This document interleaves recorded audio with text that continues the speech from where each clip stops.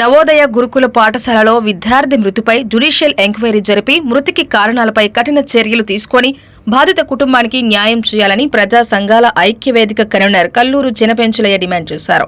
శుక్రవారం నెల్లూరులోని గిరిజన భవన్లో ఉపాధ్యాయ, విద్యార్థి, గిరిజన ప్రజా సంఘాలతో రౌండ్ టేబుల్ సమావేశం నిర్వహించారు. ఈ సందర్భంగా మీడియాతో మాట్లాడుతూ నవోదయ గురుకుల పాఠశాల విద్యార్థి కత్తి ప్రణీత మృతిపై అనేక అనుమానాలు ఉన్నాయని, పోలీసులు, జిల్లా అధికారులు వాటిని బహిర్గతం చేయాలన్నారు.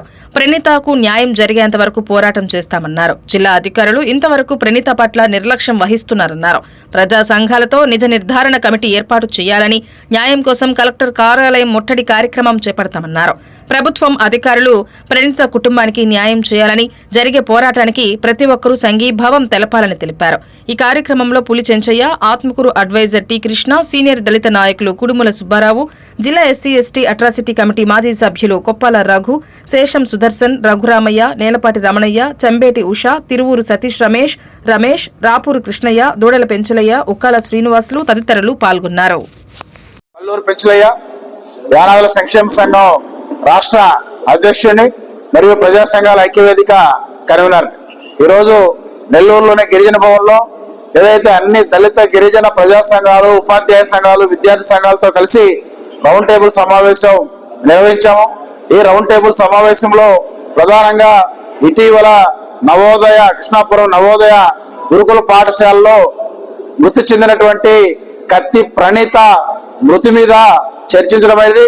చర్చించి ప్రధానంగా కొన్ని నిర్ణయాలు తీసుకోవడం అనేది, ఏదైతే కత్తి ప్రణీత మృతి మీద జ్యుడిషియల్ ఎంక్వైరీ జరపాలి. ఏదైతే జ్యుడిషియల్ ఎంక్వైరీ జరిపి ఆ అమ్మాయి చనిపోవటానికి కారణమైనటువంటి కారకుల మీద చర్యలు తీసుకోవాలని చెప్పి ప్రధానంగా నిర్ణయం తీసుకోవడమైనది. అలాగే ఏదైతే 11 మంది దళిత గిరిజన ఉపాధ్యాయ సంఘాలతో నిజ నిర్ధారణ కమిటీని ఏర్పాటు చేసి ఆ కమిటీ ఆధ్వర్యంలో ఏదైతే నవోదయ స్కూల్కి వెళ్ళి అక్కడ కూడా వాస్తవాలను పరిశీలించి ఆ యొక్క వాస్తవాల యొక్క ఆధారంగా ఏదైతే అవసరమైతే హైకోర్టుని ఆశ్రయించాలని చెప్పి కూడా ప్రధానంగా నిర్ణయించడమైనది. అలాగే ఏదైతే ఈ యొక్క మీటింగ్ తర్వాత కూడా అవసరమైతే కలెక్టరేట్ ముట్టడికి కూడా పిలిపివ్వాలని ప్రధానంగా చర్చకు వచ్చింది. వీటన్నిటి మీద నిర్ణయం తీసుకొని మా యొక్క కార్యాచరణను ప్రకటించబోతా ఉన్నామని చెప్పి సందర్భంగా తెలియజేస్తా ఉన్నాం. మేము చెప్పేది ఒకటే, ఏదైతే కత్తి ప్రణీత మృతికి సంబంధించి మాకు అనేక అనుమానాలు ఉన్నాయి.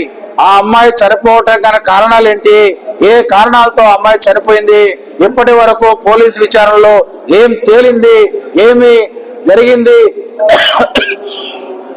అనేటువంటి విషయాల మీద విచారణ జరిపి న్యాయం చేసే వరకు మా యొక్క పోరాటం, ఆందోళన కొనసాగుతుందని చెప్పి తెలియజేస్తాం.